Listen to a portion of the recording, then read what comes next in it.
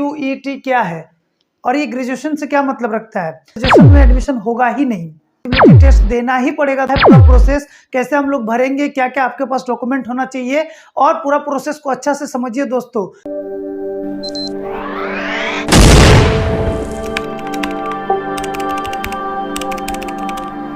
Hello दोस्तों, स्वागत है आपका अपने YouTube चैनल पे जिसका नाम है डेप्थ स्टडी विद आशीष। मेरा नाम दोस्तों शेषनाथ कुमार है और मैं आपको CUET 2023 इसके बारे में बताना चाहता हूँ। बेसिकली ये है क्या उसके बारे में बताना चाहता हूँ दोस्तों। इस चैनल पे अगर आप नए हैं दोस्तों तो प्लीज़ लाइक शेयर सब्सक्राइब जरूर कीजिए, और साथ ही साथ अपने उस दोस्त को भी भेजें जो अभी क्लास 12 में हैं, जिनका एग्ज़ाम नहीं हुआ है या फिर क्लास 12 पास कर चुके हैं लेकिन अभी तक ग्रेजुएशन या कहीं पर एडमिशन नहीं लिए हैं, तो उनको ज़रूर शेयर कीजिए। सबसे पहला बात दोस्तों कि CUET क्या है और ये ग्रेजुएशन से क्या मतलब रखता है। तो सबसे पहले जानते हैं कि CUET क्या है। CUET का फुल फॉर्म होता है दोस्तों कॉमन यूनिवर्सिटी एलिजिबिलिटी टेस्ट, यानी यूनिवर्सिटी में एडमिशन लेने के लिए। अभी तक दोस्तों आप कॉलेज में थे तो कॉलेज में कोई ना कोई मतलब जैक बोर्ड से कोई है, कोई कुछ और बोर्ड से हैं तो चलता था। अभी आप यूनिवर्सिटी में आने वाले हैं दोस्तों, जहां पर एक कॉमन टेस्ट लिया जाता है और इसको इसी साल से लागू कर दिया गया, यानी 2023 से इसको लागू कर दिया गया है। यानी ये सारे बच्चे, जो भी बच्चे ग्रेजुएशन पढ़ना चाहते हैं उनको CUET देना पड़ेगा। लेकिन दोस्तों आज जो हम बात करने वाले हैं वो झारखंड के दो जिले, स्पेशल जिले के बारे में बात करेंगे, जो है बोकारो और धनबाद। बोकारो धनबाद में रहने वाले सभी छात्रों को मतलब ये कॉमन एलिजिबिलिटी टेस्ट देना ही पड़ेगा दोस्तों। क्यों देना पड़ेगा? अगर आप इस एग्ज़ाम को क्वालिफाई नहीं करते, अगर ये आप एग्ज़ाम नहीं देते हैं तो आपका ग्रेजुएशन में एडमिशन होगा ही नहीं। इसका मतलब ये हुआ दोस्तों कि आपको इस एग्ज़ाम को देना जरूरी है। सबसे पहला बात दोस्तों, ये जो फॉर्मेट है, ये जो फॉर्म था वो 9 फरवरी को निकला था, 9 फरवरी 2023 को निकला था। बहुत बच्चे को नहीं पता था कि कैसे था, क्योंकि बहुत बच्चे ये समझ रहे थे कि 12 का एग्ज़ाम होगा उसके बाद ही ग्रेजुएशन के बारे में कुछ सोचना है। लेकिन फर्स्ट टाइम ऐसा हो गया दोस्तों कि ग्रेजुएशन 12 का एग्ज़ाम देने से पहले आपको पहले CUET का एग्ज़ाम भरना पड़ेगा, उसके बाद 12 का एग्ज़ाम जैसे ही होगा उसके बाद इसका एग्ज़ाम होगा दोस्तों। तो सबसे पहले समझते हैं कि दोस्तों क्या है पूरा प्रोसेस, कैसे हम लोग भरेंगे, क्या क्या आपके पास डॉक्यूमेंट होना चाहिए, और पूरा प्रोसेस को अच्छा से समझिए दोस्तों। ठीक है, YouTube में दुनिया भर का वीडियो अपलोडेड है दोस्तों, लेकिन मैं ये वीडियो इसलिए बना रहा हूँ क्योंकि मुझे बहुत ही सारा स्टूडेंट ने कमेंट किया, बहुत लोगों ने कॉल किया है कि सर इसके बारे में कुछ बताइए, इसके बारे में कुछ बताइए। मुझे नहीं बनाने का मन था, मैंने ऐसे कॉमनली सबको व्हाट्सएप टेलीग्राम में जो जुड़े हैं उनसे ऐसे बोल दिया कि यहाँ भरना कंपलसरी है, लेकिन वीडियो बनाने का कोई मेरा मूड नहीं था। बट देखा कि स्टूडेंट को बहुत ज़्यादा प्रॉब्लम होने वाला है और टाइम तो हो रहा है प्रॉब्लम, और बहुत ज़्यादा कम टाइम बहुत कम रह गया है। तो सबसे पहले जानते हैं दोस्तों कि इसको भर कब तक सकते हैं। तो वीडियो स्टार्ट करने से पहले फिर से मैं आपसे रिक्वेस्ट करता हूं दोस्तों कि लाइक शेयर सब्सक्राइब कीजिए, और साथ ही साथ वैसे दोस्तों को भेजिए जो 12 करना चाहते हैं, बोकारो धनबाद में कहीं भी 12 पास कर लिए हैं और ग्रेजुएशन करना चाहते हैं, और ख़ास करके बोकारो और धनबाद के अगर स्टूडेंट हैं तो उनके लिए देखना बहुत ही इंपॉर्टेंट है दोस्तों। तो चलिए वीडियो को बिना लेट किए हुए स्टार्ट करते हैं। सबसे पहले समझते हैं दोस्तों कि ये निकला कब था फॉर्म। तो जैसा कि आप देख पा रहे हैं 9 फरवरी 2023 को निकला था। ऑलरेडी 1 महीना हो चुका है दोस्तों, आज भी 9 तारीख है, 1 महीना हो चुका है। बच्चों को पता नहीं है। जब पता चला कि 9 मार्च को लास्ट डेट है तो बच्चा हड़बड़ी में आ गया कि 3 दिन में मैं कैसे भरूंगा, क्या करूंगा।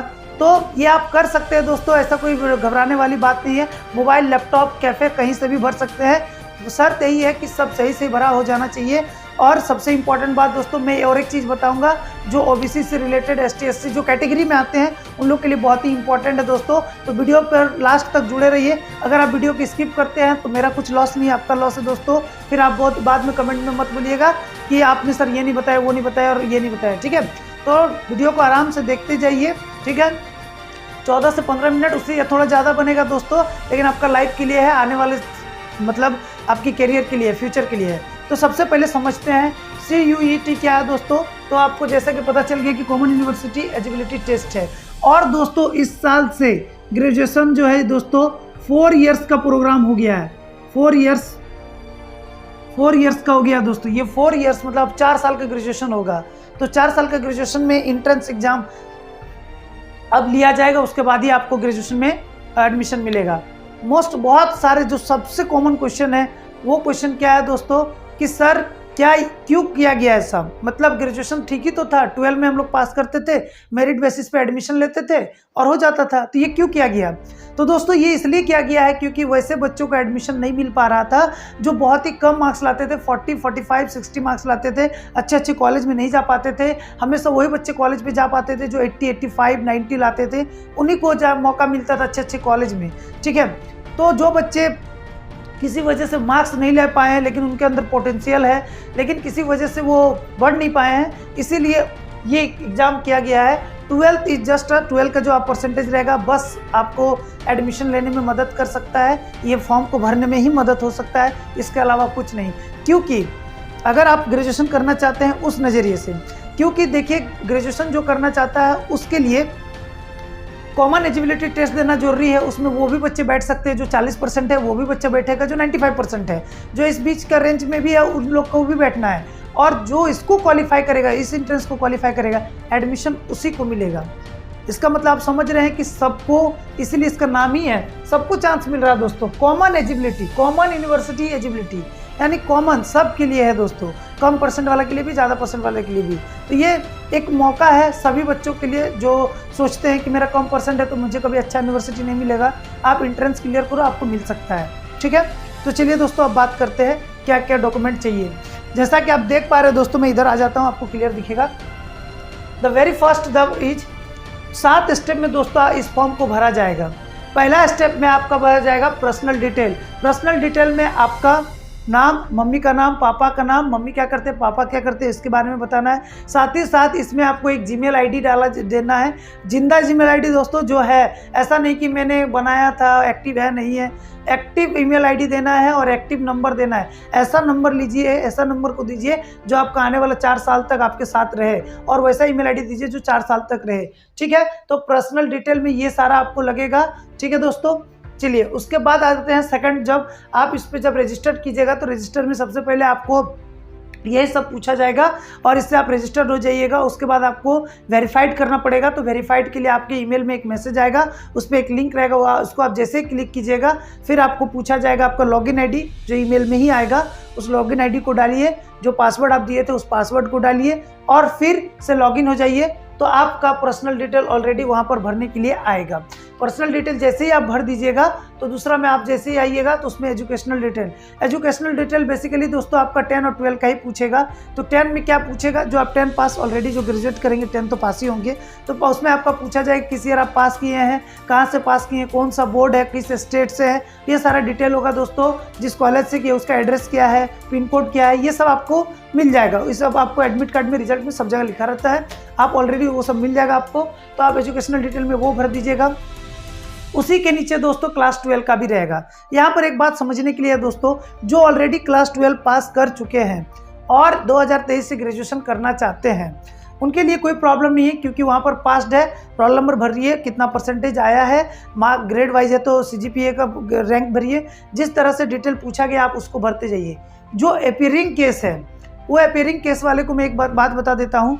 अपीयरिंग केस भी है तो दोस्तों अभी तक आपके हाथ में आपका एग्जाम का एडमिट कार्ड होगा ही, ठीक है। तो उसमें आप सिर्फ किस कॉलेज से आप ग्रेजुएट कर रहे हैं, 12th कर रहे हैं, वो डिटेल देना है और आपका रोल नंबर कितना है वो देना है, ठीक है दोस्तों। बाकी जो मार्क्स है वो तो आपको मिलेगा नहीं, क्योंकि आप एग्जाम में बैठे नहीं हैं, सिर्फ आपके पास एडमिट कार्ड है, तो वो सबको ब्लैंक छोड़ देना है। बाकी आपके पास जो डिटेल है, जैसा कि कहाँ पर आपका सेंटर है तो सेंटर कहाँ से आप कॉलेज में 12th कर रहे हैं उसका एड्रेस डालना है, उस कॉलेज का नाम डालना है, पिन कोड डालना है, सही से एड्रेस डालना है, स्पेलिंग नहीं गलत करना है।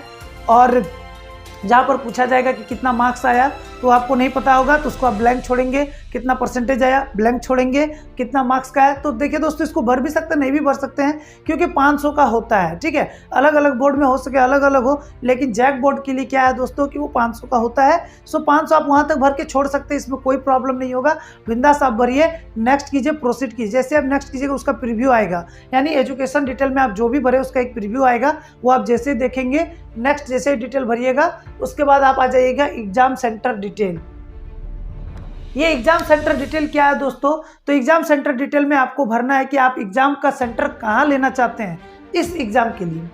यानी CUET में आपका कौन सा एरिया पास होगा उसको लीजिएगा। जैसे मैं बोलूँगा यदि बोकारो के बच्चे हैं तो बोकारो पहले भरिएगा दोस्तों, अगर आपका धनबाद है तो धनबाद पहला प्रेफरेंस भरिए, ठीक है। और आसपास का जो जिला बन रहा है उसको आप पहले प्रेफरेंस में दीजिए, वो आपके लिए अच्छा रहेगा। और अगर आप कहीं और भी देना चाहते हो तो दे सकते हैं, लेकिन अपना सुविधा के अनुसार सबसे पहले जहाँ से आप एग्जाम ग्रेजुएशन करना चाहते हैं वो जिला को पहले दीजिए, बेस्ट रहता है। उसके बाद आते हैं दोस्तों मोस्ट इंपॉर्टेंट थिंग, बहुत ही ज़्यादा जरूरी है, यूनिवर्सिटी प्रोग्राम सिलेक्शन। ये क्या है यूनिवर्सिटी प्रोग्राम सिलेक्शन, ये समझना बहुत ही इंपॉर्टेंट है दोस्तों। तो चलिए इसको हम डिटेल समझाने के लिए इस साइड मैंने लिख दिया university programme selection. University programme selection को क्या किया गया है दोस्तों, 3 पार्ट में 3 सेक्शन में कैटेगराइज किया गया है। कैटेगराइज करने का मतलब 3 कैटेगरी में इसको बांटा गया है। अब चलते बात करते हैं सेक्शन 1, 2, 3, और ये हर यूनिवर्सिटी से अलग अलग डिफरेंट करता है दोस्तों। अब क्या करना है आप समझिए। सेक्शन 1 में UGP यानी अंडर ग्रेजुएट प्रोग्राम इन ह्यूमैनिटीज, इसमें क्या होगा दोस्तों, लैंग्वेज पेपर रहता है। लैंग्वेज पेपर क्या है, इंग्लिश, हिंदी, उर्दू, बंगाली, खोटा, संताली, ये सब दोस्तों बहुत सारा लैंग्वेज है। आप अपने अकॉर्डिंग देख लीजिएगा कि आपके स्टेट में आप जिस यूनिवर्सिटी से करना चाहते हैं उसमें अलग अलग हो सकता है, लेकिन कोई नहीं, वो आप करना है। सेक्शन 1 आपको जो अच्छा लगे वो आपको भरना है। अगर नहीं समझ में आ रहा तो फिर एक बार मैं रिपीट कर देता हूँ। सेक्शन 1 में ह्यूमैनिटी सेक्शन आएगा, उसमें आप लैंग्वेज पेपर लीजिएगा।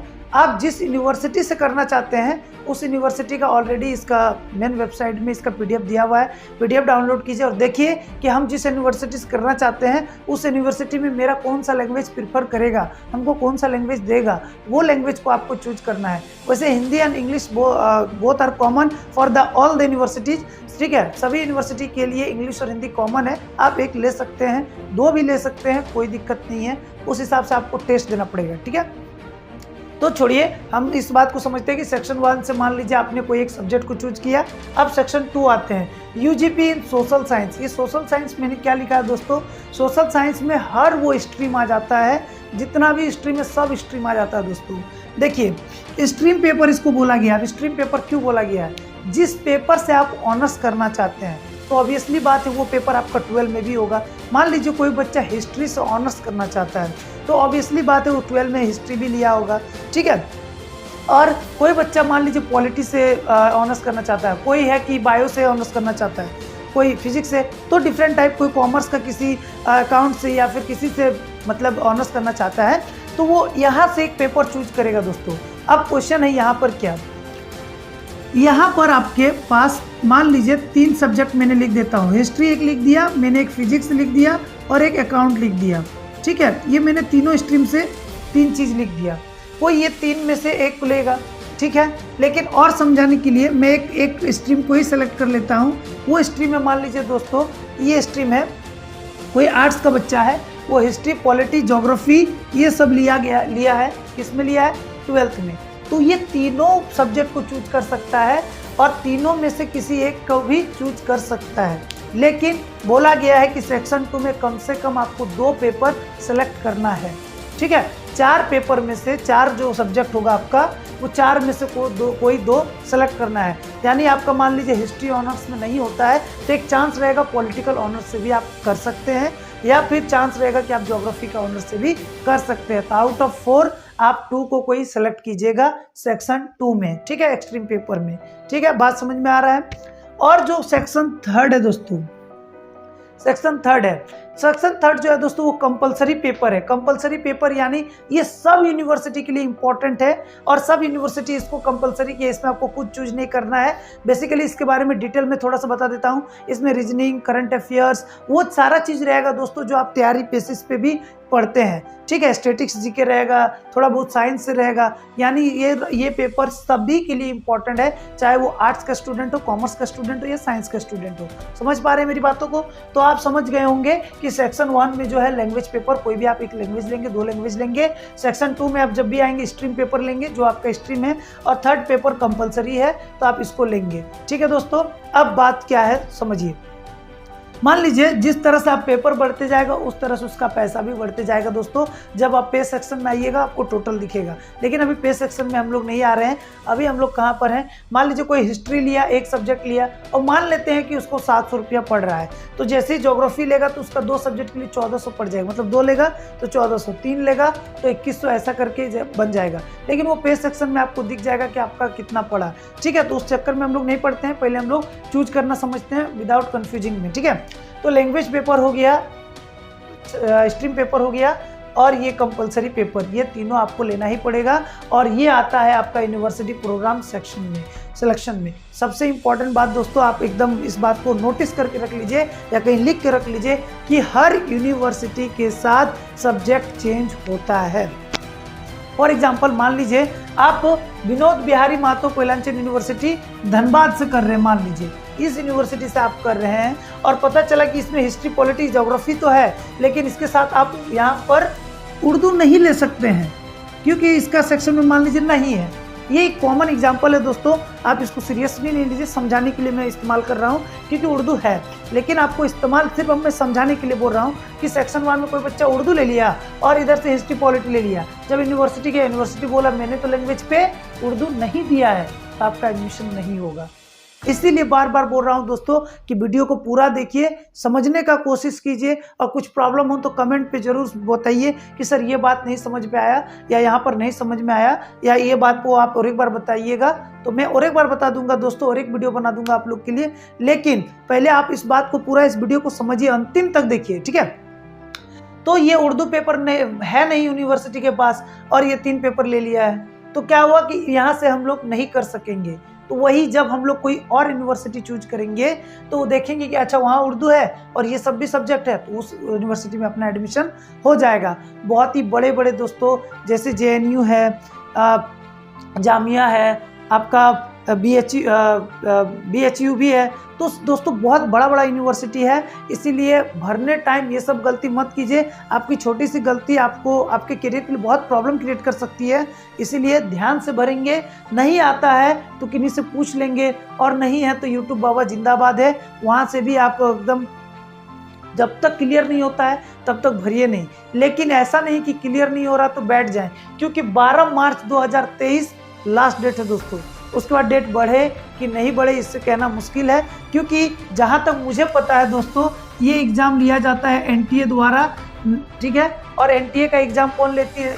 NTA जो कंडक्ट कराती है दोस्तों वो नीट का एग्ज़ाम कंडक्ट कराती है। जो मेडिकल के स्टूडेंट हैं उनको पता होगा कि ये लोग अपना डेट के लिए बहुत ही पक्के होते हैं और बहुत ही मतलब ऐसा नहीं है कि ये आलतू फालतू मतलब छोटा मोटा एजेंसी है, डेट बदले देंगे तो कोई दिक्कत नहीं, इनका बहुत ही परफेक्ट रहता है दोस्तों काम। सो तैयारी करना आपका जिम्मेदारी है। अच्छा, ये भी बहुत लोगों को क्वेश्चन रहता है कि तैयारी कैसे करें सर, तो ये मैं आपको बताऊंगा इस वीडियो के लास्ट में कि तैयारी कैसे करना है। उसके बाद चलिए दोस्तों बात करते हैं टेस्ट पेपर की। अब बहुत बच्चा बोलेगा कि सर टेस्ट पेपर, टेस्ट कैसे लेंगे? तो मैंने जैसे बताया दोस्तों कि आप क्या किए, एक टेस्ट इससे ले लिए, इसका एक यूनिवर्सिटी से ले लिए, कोई एक BHU से ले लिया, कोई एक जामिया का ले लिया, ऐसा करके आप टोटल 10 पेपर इसका भर सकते हैं। टेस्ट 10 टेस्ट ऐसा आप दे सकते हैं। मान लीजिए एक टेस्ट दिया आपने हिस्ट्री और इसमें उर्दू रहना चाहिए, एक पेपर ऐसा दे दिया आपने कि जो पॉलिटी के साथ कोई और रह दिया।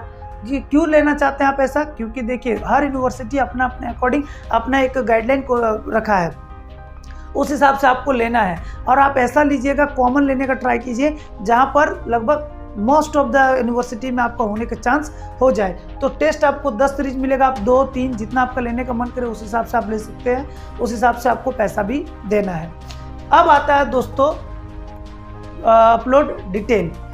अपलोड डिटेल में क्या है दोस्तों? तो अपलोड करने के लिए देखिए दोस्तों सबसे इम्पोर्टेंट 2 चीज़ तो कॉमन है जो मैं आपको यहाँ पर लिख भी देता हूँ। सबसे पहला बात तो आपका रिसेंट फोटो होना चाहिए, एकदम क्लियर कट फोटो होना चाहिए, 80% का विजिबिलिटी होना चाहिए दोस्तों, यानी फेस आपका 80% क्लियर दिखना चाहिए। और बैकग्राउंड में लाइट बैकग्राउंड मतलब लाइट कलर होना चाहिए, ज़्यादातर आप ब्लू लाइट रख लीजिए या वाइट ही रहने दीजिए।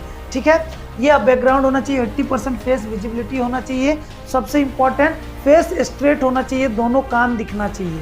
ठीक है। फोटो का एकदम ये परफेक्ट नियम है, हर जगह कोई भी कंपटीशन एग्जाम हो चाहे कोई भी एग्जाम हो, फोटो का ही क्राइटेरिया है कि आपका दोनों कान विजिबल होना चाहिए और फ्रंट होना चाहिए, ना कि साइड से होना चाहिए, ना कि ऊपर से होना चाहिए, ना कि नीचे से होना चाहिए। एकदम 90 डिग्री पे आपका कैमरा रखकर फोटो लिया जाए, वही फोटो डालना है। ये स्टूडियो में भी आप ऐसा फोटो खिंचवाते ही हैं। और दूसरा है दोस्तों सिग्नेचर, ये दोनों तो आपको देना ही है दोस्तों। सिग्नेचर एकदम क्लियर कट होना चाहिए और सिग्नेचर, ये दोस्तों आप एक बात और ध्यान रखेंगे कि ये दोनों तो कॉमन आपको अपलोड करना ही है, इसके अलावा आपको क्या क्या अपलोड करना है वो भी समझना है। सबसे पहले ये 2 चीज़ हो गया। अगर आप किसी कैटेगरी से आते हैं, चाहे ओबीसी हो, चाहे एसटी हो, चाहे एससी हो, इन तीनों कैटेगरी में अगर आप किसी भी कैटेगरी में आते हैं तो उनका वो सर्टिफिकेट आपके पास होना चाहिए। अगर आप ओबीसी से आते हैं तो ओबीसी होना चाहिए। ओबीसी में भी एक रूल है दोस्तों, वो भी इम्पोर्टेंट है। तो सबसे पहले हम ओबीसी का ही बात कर लेते हैं कि ओबीसी अगर हैं तो सिर्फ ओबीसी रहने से आप उसको नहीं भर सकते हैं, साथ में ओबीसी के साथ आपका NCL भी होना चाहिए, यानी नॉन क्रीमी लेयर भी होना चाहिए। अगर आप नॉन ओबीसी हैं और नॉन क्रीमी लेयर हैं तभी आप वैलिड है, वरना अगर कोई क्रीमी लेयर है, क्रीमी लेयर का मतलब क्या है दोस्तों, वैसा फैमिली जिसका फैमिली इनकम 8 लाख से ज़्यादा है, ठीक है। सॉरी, ओबीसी जो दोस्तों एल है, नॉन क्रीमी लेयर है, वही वैलिड होंगे। कोई ऐसे व्यक्ति हैं जिनका EWS भी है तो वो सर्टिफिकेट भी होना चाहिए नेशनल का। तीसरा बात दोस्तों, जो ST हैं या SC हैं उनका सर्टिफिकेट अगर बना हुआ है तो डेट से कोई इशू नहीं रखता है, आप भर सकते हैं, लेकिन इसमें वैलिड होना चाहिए। डेट जो होना चाहिए वैलिड होना चाहिए, वैलिड डेट का होना चाहिए, यानी जिस टाइम आप इस फॉर्म को भर रहे होंगे उस टाइम ओबीसी का आपका वैलिड होना चाहिए, ठीक है। लेकिन ST SC के लिए डेट का कोई इशू नहीं है, डेट कभी का भी हो चलेगा, ठीक है। EWS वाले का भी यही है, EWS का फॉर्म जिसके पास है वैलिड है तो ही आप इसको भरेंगे, ठीक है, वैलिड डेट पे भरेंगे, ठीक है। ये तो 4 दोस्तों, 1 2 3 4 डॉक्यूमेंट कम से कम आपका लगेगा ही, ठीक है। हैंडीकैप्टेड है दोस्तों, वैसे हैंडीकैप्ट के बारे में कुछ पूछा नहीं गया है, कहीं बोला नहीं गया है, लेकिन है, ठीक है। अगर आप हैंडीकैप्टेड हैं और आप 40% से ऊपर के हैंडीकैप्टेड हैं तो उनका भी सर्टिफिकेट लगेगा, ठीक है। तो दोस्तों ये सब बहुत ही इंपॉर्टेंट है। फोटो अपलोड में, फोटो डिटेल में आपको ये सब देना बहुत ही कंपलसरी है। अगर आपके पास ये सब सर्टिफिकेट नहीं है तो क्या आप नहीं भर पाएंगे सर? क्वेश्चन इज, सबके पास ये क्वेश्चन को जरूर होगा कि सर हम तो ओबीसी में हैं लेकिन मेरे पास सर्टिफिकेट नहीं है, तब क्या करेंगे?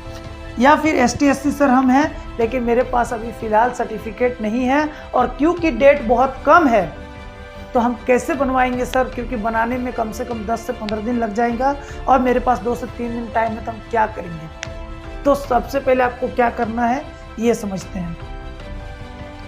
यहाँ पर हो सके आपको विजिबल हो ही रहा होगा, ठीक है, यहाँ आपको विजिबल हो रहा होगा। तो आप देखिए दोस्तों आपको क्या करना है।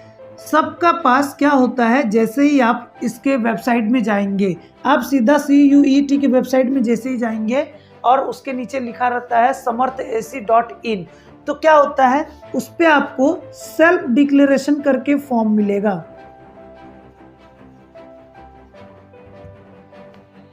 सेल्फ डिक्लेरेशन करके फॉर्म मिलेगा।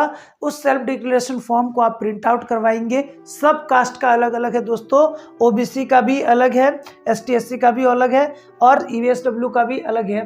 तो उसका क्या है दोस्तों, सबका एक क्या दिया गया है, प्रॉपर सेल्फ डिक्लेरेशन दिया गया है, उसको आप प्रिंट आउट करेंगे। सेल्फ डिक्लेरेशन ओबीसी वाला का दोस्तों पेज नंबर के साथ है, तो मैं आपको पेज नंबर भी बता देता हूँ। पेज नंबर 44 है उसका, ठीक है, पेज नंबर 44 आपको मिल जाएगा सेल्फ डिक्लेरेशन में। ST जस्ट के नीचे ही है दोस्तों, ठीक है। फिलहाल आप सेल्फ डिक्लेरेशन को लिखेंगे, उसमें जो आपको डिटेल है, ज़्यादातर आपका डिटेल, आपका नाम पूछा गया है, पापा का नाम पूछा गया है, एड्रेस पूछा गया है, पापा का सिग्नेचर या मम्मी का सिग्नेचर, साथ में आपका भी सिग्नेचर और आपका नाम और किस दिन ये आप सबमिट करें उस दिन का डेट। तो ये सारा चीज़ दोस्तों आपको सेल्फ डिक्लेरेशन में देना पड़ेगा और साथ ही साथ वो फोटो देना पड़ेगा जो आप यहाँ अपलोड करेंगे, यानी ये फोटो यहाँ भी देना है और इसको इस फॉर्म में भी चिपकाना है। वंस अगेन उसको स्कैनिंग करना है, फॉर्मेट उसका KB में दिया हुआ है, उसी के बीच में उतना KB में आपको कर लेना है एंड अपलोड करना है। दिमाग में याद रहेगा दोस्तों, सेल्फ डिक्लेरेशन को क्या करेंगे, प्रिंट, फिल एंड अपलोड। पहले प्रिंट करेंगे, फिल करेंगे, पूरा अच्छा से फिल करेंगे और अपलोड कर देंगे, ठीक है।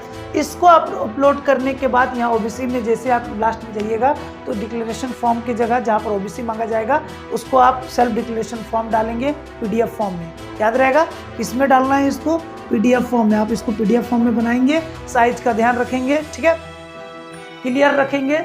अगर किन्हीं के पास से अच्छा से स्कैनिंग हो पाता है, आप मोबाइल से कर लेते तो ठीक है, नहीं तो कहीं कैफे से करवा लीजिए और इस पे अपलोड कर दीजिए, ठीक है, सेल्फ डिक्लेरेशन पे। पहला बात तो ये दोस्तों, लेकिन सेल्फ डिक्लेरेशन डालने के बाद ये नहीं कि सो जाना है, उसी के नीचे और उसी का OBC का, ST SC का सबका अपना अपना एक फॉर्मेट दिया हुआ है, उस फॉर्मेट को फॉलो करके आपको OBC बना लेना है। अगर आप कल दिन क्वालिफाई होते हैं तो आपको ओरिजिनल OBC लगेगा। सो आपके एग्जाम में अभी का डेट में, और एग्जाम होगा आपका मई का कुछ 21-22 तारीख को। सो 2 मंथ आपके पास है, 2 मंथ में आराम से OBC आपका बन जाएगा। इसीलिए अभी फॉर्म भर दीजिए सेल्फ डिक्लेरेशन लगा के और अभी अप्लाई कर दीजिए, क्योंकि बाद में आपको दिक्कत ना हो, ठीक है। चलिए दोस्तों, इतना सारा अगर आप भर लेंगे तो शायद यहाँ पर आपको थोड़ा चमक आ रहा होगा, लाइट आ रहा होगा, फिर भी मैं बता देता हूँ, यहाँ पर लिखा हुआ है प्रीव्यू। जैसा कि आप देख पा रहे हैं प्रीव्यू में क्या होगा दोस्तों, सारा का डिटेल एक बार आपको देखने बोलेगा और आप एक बार नहीं, 2 बार नहीं, 3 बार नहीं, 5 बार से भी ज़्यादा चेक करेंगे विथ स्पेलिंग, फादर का spelling, father names, mother's name, अपना स्पेलिंग चेक भी करना है, मोबाइल नंबर, जीमेल ID सबको बहुत अच्छा से चेक करेंगे। साथ ही साथ अपना डिटेल जो भरे हैं, अपलोड किए हैं, उसको भी बहुत अच्छा से डालेंगे, क्योंकि देखिए करेक्शन होने का डेट तो दिया गया है, लेकिन करेक्शन का वेट मत कीजिए, क्योंकि बहुत बार क्या होता है, बहुत लोग पहली बार फॉर्म है तो गलती भी बहुत होता है, जिसके कारण बहुत लोग करेक्शन में इंटर होते हैं वेबसाइट में, वेबसाइट क्या हो जाता है, जाम हो जाता है। आपका हो ना हो इस चक्कर में नहीं पड़ना है, क्लियर कट 5 बार 10 बार जितना बार हो सके आप उतना बार चेक कर लीजिए और फाइनली कंफर्म हो जाए तो प्रोसीड कीजिए। जैसे ही आप प्रोसीड कीजिएगा क्या होगा, आपका लिखाएगा कि आपका फॉर्म जो है सक्सेसफुली अपलोड या सक्सेसफुली सबमिट हो गया है। तो ये था दोस्तों CUET 2023। अगर ये फॉर्म अगर आप नहीं भरते हैं दोस्तों तो चास बोकारो और धनबाद से, बोकारो एंड धनबाद से गारंटी है कि आप ग्रेजुएशन नहीं कर सकते हैं। तो आप ऐसा क्वेश्चन पूछिए, क्यों नहीं कर सकते हैं सर, ये भी तो क्वेश्चन है बहुत लोगों का, क्यों नहीं कर सकते हैं। तो बात आपको एक क्वेश्चन सिंपल सा बात बता दें कि धनबाद और बोकारो के जितने भी कॉलेज हैं, जितने भी कॉलेज, वो सारे BMKU के बीच उनके अंडर में आते हैं, यानी विनोद बिहारी महतो कोयनाल्चर यूनिवर्सिटी के अंदर बोकारो और धनबाद के सभी कॉलेज आते हैं, सभी ग्रेजुएट कॉलेज आते हैं। इसीलिए और VKM यूनिवर्सिटी क्या किए हैं, इसको वैलिड मानते हैं, CUT कॉमन टेस्ट को ये वैलिड करते हैं। ये बोले हैं कि KMU जो है इसी थ्रू लेगा और इस यूनिवर्सिटी में जितना भी बच्चा है या इस पे रिलेटेड जितना भी कॉलेज है उसके बच्चे को अगर एडमिशन मिलेगा तो सिर्फ और सिर्फ ये एग्ज़ाम पास करने के बाद। तो क्वेश्चन इज फिर से, सर हजारीबाग में मान लीजिए विनोबा भावे है तो क्या वो वहाँ से हम दे सकते हैं? तो विनोबा भावे इसको अभी तक मतलब अपने कैरिकुलम में, अपने एक्टिविटी में नहीं लाया है, यानी अपने कॉलेज के अंडर इनको अभी बात हो रहा है लेकिन आया नहीं गया है। तो आप वहाँ ले सकते हैं, जैसे पहले प्रोसेस था उस हिसाब से ले सकते हैं, लेकिन ये स्पेशल उस बच्चों के लिए है जो बोकारो धनबाद से हैं, जो झारखंड से है और इस दोनों में किसी भी जिले में आते हैं, किसी भी डिस्ट्रिक्ट में आते हैं, तो you have to fill the form immediately. So there is only 3 days left, ठीक है, 3 दिन बाकी है दोस्तों। आप थोड़ा मेहनत कीजिए, थोड़ा सा आप पेशेंस बना के रखिए, अच्छा से भरिए फॉर्म को। कोई भी दिक्कत होता है बिंदास कमेंट कीजिए दोस्तों, मैं इस पे कंटिन्यूसली इस वीडियो के नीचे कमेंट को चेक करते रहूँगा, क्योंकि 3 दिन का टाइम, 3 दिन बाद हुआ तो हुआ, नहीं हुआ तो गया। आप कोई और जिला से कर सकते हैं, बिंदास कर सकते हैं। और याद रखिएगा CUET सिर्फ झारखंड के लिए नहीं, पूरा ऑल इंडिया के लिए है, ऑल इंडिया के लिए यूनिवर्सिटी के लिए है। सो आप सिर्फ यहाँ के लिए नहीं, झारखंड के नहीं, कहीं भी यूनिवर्सिटी से कर सकते हैं। बस मैं एक डिटेल बता देना चाहता हूँ कि बच्चे गलतफहमी में ना रहें कि मैं बोकारो का हूँ तो कहीं भी से कर सकता हूँ। बोकारो में रहकर अगर आप बोकारो के किसी कॉलेज से करते हैं तो आपको CUET एग्ज़ाम फेस करना ही पड़ेगा। सो मेरा एक ही सलाह है कि पढ़ना स्टार्ट कर दीजिए। And the most important thing, और सबसे लास्ट वाला जो बात था कि तैयारी कैसे करें, मैंने आपको बीच में बोला था कि लास्ट में बताऊंगा वीडियो का। सो अब मैं बता रहा हूँ, तो वीडियो का अंतिम भी यही है दोस्तों कि तैयारी कैसे करेंगे। तो तैयारी करने के लिए आपको कहीं से कुछ एक्स्ट्रा पढ़ने की जरूरत नहीं है। एग्जाम के लिए आप जो भी पढ़ेंगे अच्छा से पढ़ेंगे, एनसीईआरटी बुक को फॉलो कीजिए। जो भी आपका स्ट्रीम है, साइंस है, कॉमर्स है, आर्ट्स है, जो भी आपके मेन सब्जेक्ट है, आर्ट्स है तो फिजिक्स, आर्ट्स अगर है आपका तो हिस्ट्री है, पॉलिटी है, ज्योग्राफी है, किसी का सोशोलॉजी है, बहुत सारा सब्जेक्ट है, उस पर आप मेनली फोकस्ड कीजिए, इस चीज़ में फोकस्ड कीजिए। अगर आप साइंस के स्टूडेंट तो पीसीबी या पीसीएम होगा ही, उस पर आप फोकस्ड कीजिए, आपका मेन सब्जेक्ट पे फोकस कीजिए, क्योंकि मेन सब्जेक्ट जो होगा एनसीईआरटी बेसिस पे ही क्वेश्चन रहेगा और इसी को फॉलो करना, कुछ भी एक्स्ट्रा पढ़ना नहीं है। और CUET जान के एग्ज़ाम के बाद लिया जा रहा है, क्योंकि जो बच्चा एग्ज़ाम के लिए तैयारी करके गया होगा वो CET का भी तैयारी आराम से कर लेगा, उसका उसी में हो जाएगा। लेकिन जो बच्चा एग्ज़ाम बस दूसरा का भरोसा में गया है कि किसी तरह पास हो जाएंगे, उसके लिए थोड़ा मैं बोलूँगा कि दोस्तों आपको ध्यान देने का ज़रूरत है। CUET कोई मामूली नहीं है, बार बार बता रहा हूँ कि NTA इसका एग्ज़ाम लेती है, तो NTA कुछ लुचू पुचू वाला काम नहीं करती है, एकदम स्ट्रेट परफेक्ट काम रहता है इनका, ठीक है। तो इस वीडियो को बस यहीं पर एंडिंग करते हैं। आशा करते हैं कि जो भी मैंने डिटेल आपको बताया है, डिटेल आपको समझ में आया होगा। और अगर कुछ भी प्रॉब्लम होता है तो आप प्लीज़ कमेंट बॉक्स पे लिखिए, मैं उसका जवाब देने का, सॉल्यूशन देने का ट्राई करूँगा। Thank you.